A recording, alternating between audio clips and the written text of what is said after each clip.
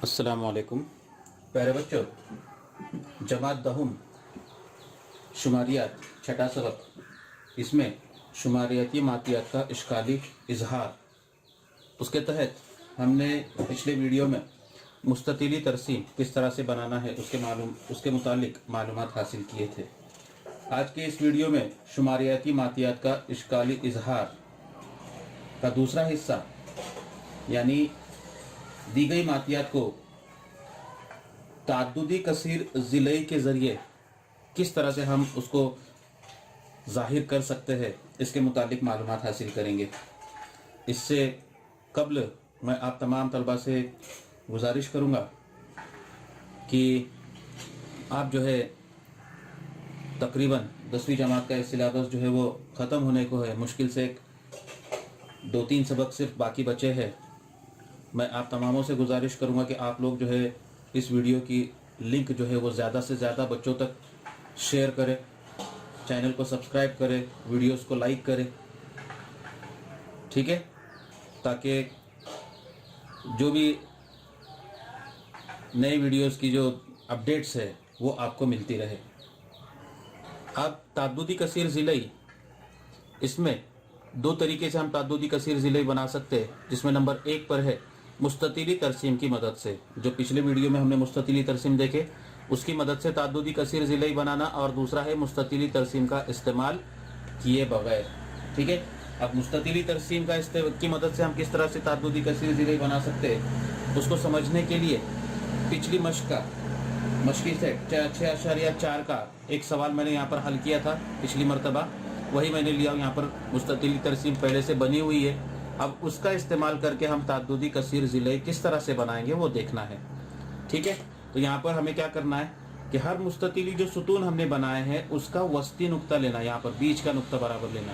यहाँ पर ये बीच का नुक्ता होगा, ये दूसरा बीच का नुक्ता होगा, ये तीसरा होगा और ये चौथा होगा।